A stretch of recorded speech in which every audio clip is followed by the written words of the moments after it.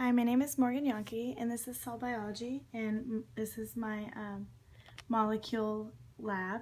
Here is my concept map. I'm going to just show it to you up close really quick before I start explaining. I have two different separate parts of the map. There's the first part, cell layers, and then the second part, cell models. So I'm going to start with the cell layers. And I started with cell layers, and I put three different branches out from cell layers: membrane protein, plasma membrane, phospholipid bilayer. From the next one I put into vesicles. From vesicles I put membrane channels, gated ion channels, and off to the side selected permeability. Just because some vesicles can be selectively permeable, others aren't. So I just put that off to the side, not necessarily with these, but off to the side from vesicles. From gated ion channels, I put electrochemical gradient and concentrate gradient.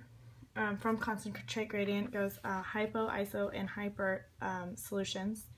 And then from electrochemical gradient and concentrate gradient comes all of these: osmosis, passive transport, simple diffusion, active transport. And then from passive, channel-mediated passive transport.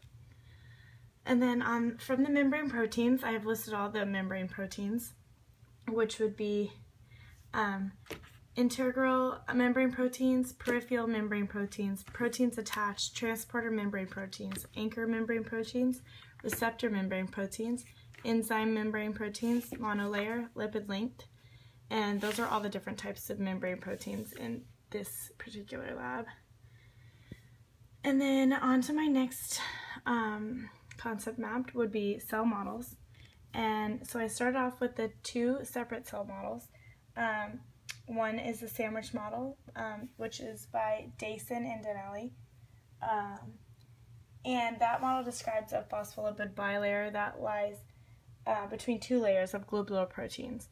And then the next one would be the fluid mosaic model by Singer and Nicholson, which also explains various observations regarding the functional cell membranes.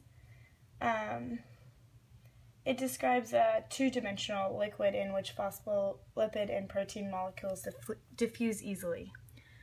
And so those are those two models. And then from those two models, I put some of the molecules: the amphithetic molecule and the detergent molecule, and then glycoprotein and glycolipid.